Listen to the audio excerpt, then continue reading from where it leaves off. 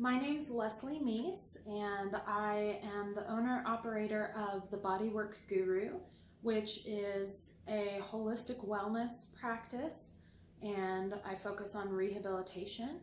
I do wellness coaching with people one-on-one that's based on functional nutrition, herbal medicine, some Ayurveda from my yoga studies, and bodywork knowledge as well. And I'm vlogging today for Brave Embodiment Counseling. I'm really excited for this because it's a topic I've wanted to cover for a long time, and that's PMS. So most women, especially in this country, have PMS of some kind, premenstrual syndrome, premenstrual symptoms, and I think PMS should be renamed. I think it should be called patriarchal menstrual syndrome, okay? And the reason is that, I'll let you in on a secret, PMS is not necessary and it's not normal. I know.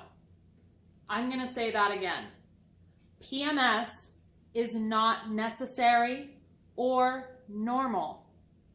Okay, so let me explain a little bit, because if you're like me, you grew up being told that every woman since Eve has had to deal with extreme pain and other terrible symptoms every time she got her period. And you can just suck it up too and deal with it. It's just part of being a woman. That's not true. So why isn't that true? Well, let's think about it for a minute. There are a lot of different things about our current culture and our current thoughts around wellness and medicine that are not conducive to honoring our bodies as women, or anyone's body, really. It doesn't honor anyone's body, which is part of the reason that I got into the work that I do, because I see time and time again where there's consideration needed for the entire body. So menstruation is a very special thing that happens in the body.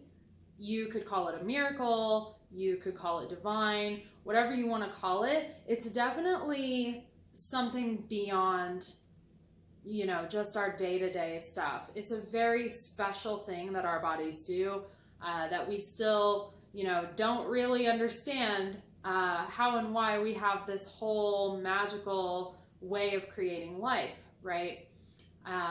Obviously, period happening when you don't use that ability to create life. So when we were tribal culture, before industrialized society, before civilized society, the way that women handled their menstruation was very different than what we do today. And what do we do today? Do we do anything to honor the fact that our body is going through a process, a pretty big deal of a process? Everything changes. Your hormones change, your genitals change, your pain tolerance changes, right? And there's a reason for that. And it's because what your body is doing is a really big deal. And we don't do anything to make space for that in our culture. We are expected to go about our daily lives as if it's any other day of our life. Now, I'm not saying that you should have to cancel everything every time you have your period. That's unreasonable as well. But in my opinion, if you're having bad enough symptoms, like I once had, that you are literally forced to cancel everything, then that's your body trying to send you a message. I see it with other symptoms and diseases all the time. I have clients come in, they tell me, you know, I'm doing too much, I'm going nonstop, I haven't had a break, I'm so stressed out. And I tell them, you need to take a break. You need to make time. If you don't, either your body or the universe is going to force you to. And I've seen it time and time again. Then they'll get the flu, then they'll sprain an ankle, then they'll get in a car accident and be without their car for a couple weeks. then they'll get laid off. It seems like it never fails. Something will happen that will force you eventually to take the break and make the space that you need to be doing that you're not. So that's what PMS symptoms are. It's a message from your body. It's a message from your body saying that it needs more from you. It needs more space. Maybe it needs more nutrition. Everybody's different. Maybe it needs less of something. Maybe it needs less bleach in your tampons getting shoved up your vagina and absorbed into your body. Yes, bleach, among other chemicals. Would you drink bleach? No. Why would you absorb it through your genitals then? Maybe it needs less hormones from your birth control. Maybe it needs less sugar in your diet. Okay, so everybody's different. There's no one size fits all, which is why I do one-on-one coaching sessions with people on this, because you can't just say, do these 5 things and you won't have PMS anymore. So a little bit of backstory. I used to be like a lot of women. From the time I started having periods, I had extreme pain, extremely painful cramps every single time. The first day of my period, I wouldn't be able to get out of bed. I wouldn't be able to eat anything. All I could do is lie in the fetal position all day, just trying to fall asleep so that I could wake up and not be in pain later. And the pain would be so severe that not only did I have to stop everything I was doing because I was in so much pain I couldn't function, but I would even vomit because I was in so much pain, despite the fact that my stomach was empty, because remember I said I couldn't eat anything. This went on for years. I did hormonal birth control starting around 17, just like a lot of people do. I was on it for almost a decade, and by and large, I thought that that was a good thing because it actually made my cramps more manageable. However, fast forward several years and I'm starting to have other adverse symptoms from my hormonal birth control. I'm having changes in my appetite to the point that food is disgusting me and I can't find things that I can eat without it turning my stomach. I have no libido whatsoever. I have no energy. My strength, my stamina, my energy is all just sapped from me all the time. I have a cough. I bet you didn't know hormonal birth control can cause a cough side effect.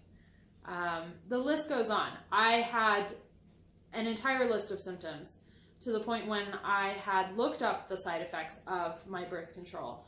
I had that one and that one and that one and that one and that one. And under the section where it says stop use immediately and ask your doctor if, I had 3 of those as well. So needless to say, I made the decision to not use hormonal birth control any longer. And it was a terrifying decision because I remembered the debilitating pain that I got every month. And I was trying to figure out how I was going to deal with that. It takes a while for your body to process out those hormones completely and return back to cycles. And my plan was to just keep trying different alternative things and therapies, acupuncture, things like that, changing my diet until I got a solution, because obviously the hormonal birth control was no longer a solution for me. So, long story short, today I do not have cramps with my periods at all.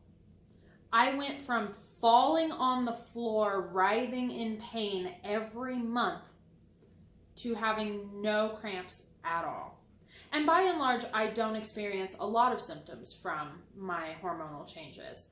I would say that I notice differences, but I wouldn't say it's anything that's extreme enough to call a symptom. So this happened for me over a period of a couple years. It was definitely a process, just like anything with the body. Anytime you want a different result from your body or your brain, since we're talking about counseling, right, it takes time. You don't go to therapy once and then you're magically fixed. You have to go for a while. You have to do the work, right? If you want to lose some weight or if you want to put on some muscle, that doesn't happen with one trip to the gym. It doesn't happen with one trip to the gym per week, right? There's a certain amount of dedication that comes with any change in the body, and it takes time.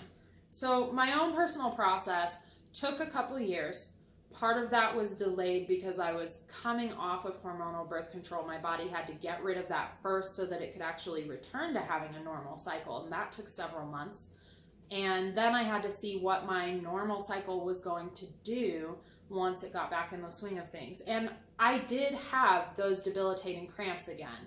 It wasn't something I had just grown out of in the meantime while I'd been on the NuvaRing. So I made a lot of different changes that added up to this, and the whole process kind of looked like a gradual thing where I eventually started getting relief from my cramps maybe every third time I would have a period. And then after that went on for a little while, I started only having cramps every 2 periods and then every other period. And then eventually I got to the point where I am now where I don't have cramps at all unless I mess something up and do something stupid to my body while I'm on my period. Like, I don't know, eat an entire package of Starbursts and a donut the night before, and then wake up the next morning and have a cinnamon roll for breakfast, and all that sugar, and who knows what else is in Starburst, for crying out loud. I literally will trigger cramps. This past period that I had, I thought that I was done with my period. I actually wasn't, and I went out and had drinks, and had 4 drinks, and I don't drink hardly ever, so 4 drinks is a lot for my body, and triggered cramps in myself again. So all these different changes that I made, sugar being one of them, alcohol I never partook very much of anyway, but it's just not good for your body. It's very toxic. And that's not to say I don't have those things ever. I can still partake of things like that in moderation when I'm not on my period. I also made other nutritional changes. I made changes to my period products, such as the tampons I mentioned before, having bleach, which period products I was using. And I also did treatments like cupping therapy and hydrotherapy to address what traditional Chinese medicine would say was a stagnation problem in my reproductive cycle and my reproductive organs. So all these things, right? There's a lot of information there. There's a lot of specificity per person. But the main thing that I wanted to get across to you all today is that you don't have to just deal with PMS. You don't. You can absolutely, and especially if you're one of those women that has really extreme symptoms, and there are a lot of us out there, you don't have to live that way, and you don't have to be on hormonal birth control to get rid of it if you don't want to. You don't have to have your uterus removed to get rid of it, right? Some of these extreme things that end up being the final destination for women who have really extreme PMS symptoms. In the meantime, if you're interested in learning more, there's a couple books you can check out. These books are not focused just on this issue, but they definitely have entire chapters dedicated to it. The first one is called Basic Witches, and that's by Jaya Saxena and Jess Zimmerman. And the other one is called Cunt, A Declaration of Independence. And yes, you heard that word correctly. That is the title. And that's by Inga Musio. So if you're interested in learning more about this, in having your eyes open to this a little bit more, you can check out those books, look for their chapters specifically on the issue. And there's also going to be additional coverage of this that I'm going to do with Brave Embodiment Counseling for the Women's Circle on January 18th. That's going to be at 6 p.m. and details of the event are going to be found through Brave Embodiment Counseling. So their website is bravecounseling.com. I was super happy to talk about this in the vlog today. I hope that this reaches the people who need to hear it. I know that so many women don't realize that no, you don't just have to deal with it. It's not just part of being a woman, and that there is another way out there. And I'm also happy to answer any questions as well. Again, I'm the bodywork guru. I coach people through a lot of different wellness issues, including this one. And my website is www.denver.guru, Guru. So have a great one, everybody. It was nice chatting with you, and I'll see you next time.